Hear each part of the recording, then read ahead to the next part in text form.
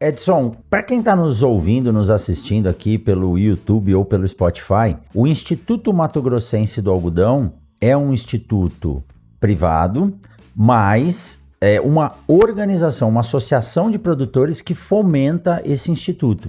E é importante ter isso para a cultura do algodão, assim como as outras, é uma cultura que tem dinâmicas de mudança muito rápida, né? Uma hora é o bicudo, outra hora é uma doença, né? De repente é um problema climático que tem que se adaptar a ciclo.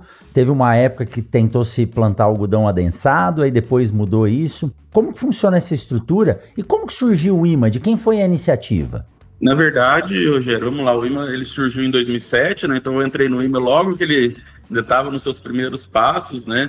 Então, primeiramente existia, quando o algodão começou a se desenvolver na cultura do Mato Grosso, lá no final dos anos 90, começo dos anos 2000, né, o governo do estado ele criou um fundo para estimular, para desenvolver, né, as pesquisas para a cultura, né, está mais adequada que a região do Cerrado, né? Então foi criado esse fundo e na época esse fundo ele financiava outras instituições de pesquisa, né? Então o governo dava isenção de ICMS para os produtores e em troca disso eles criaram um fundo para fomentar a pesquisa, né? E aí existiu o FACUAL, isso foi lá, né, no final dos anos 90, começo dos anos 2000, mas sempre é importante dizer, né, Rogério, que a AMPA, que é a Associação dos Produtores de Algodão, é uma instituição muito unida, né? Não são tantos produtores como a ProSoja, é uma instituição um pouco menor, né, em termos de número. Então, assim, e sempre deu muita importância para essa parte da pesquisa, né? Então, em 2007, surgiu essa ideia de se tinha esse recurso, por que não ter um instituto de pesquisa dos próprios produtores, porque trabalha um pouco mais focado, mais direcionado, né? A ideia era, desde o início, ter um programa de melhoramento, então o IMA tem um programa de melhoramento com variedades de algodão já no mercado há bastante tempo, e claro, é com foco com resistência à doença, nematóide, né, com produtividade. Então, os produtores gostariam de ter esse instituto para também ter essa possibilidade de não ficar só, né, com empresas multinacionais, em termos de variedade, né? Então, surgiu disso aí. E como você comentou, é uma cultura extremamente técnica, com vários desafios. Então, ao longo da história do IMA, a gente participou de vários, não vou dizer soluções, mas de trabalhos tentando contornar os desafios que apareceram. Começou com doença, com ramulária, depois teve a questão da virose atípica, helicoverpa, né? Aí falando um pouco mais, o bicudo sempre presente, né? Um dos principais desafios aí da cultura desde sempre.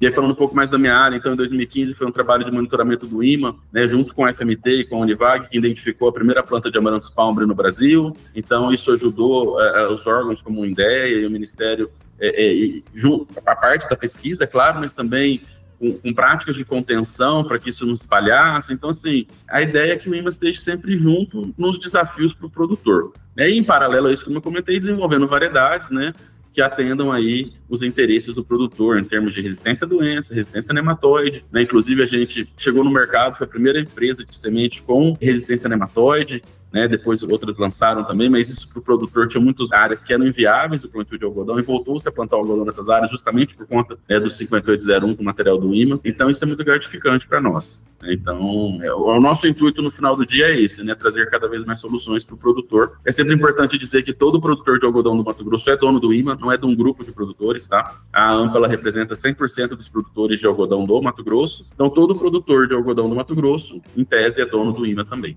tá? Não é um grupo específico de produtores. É muito importante a gente ressaltar isso, que é o chamado check-off, né, lá nos Estados Unidos, o quanto que o produtor ele paga por unidade de produção para poder ter a associação e ter o instituto de pesquisa.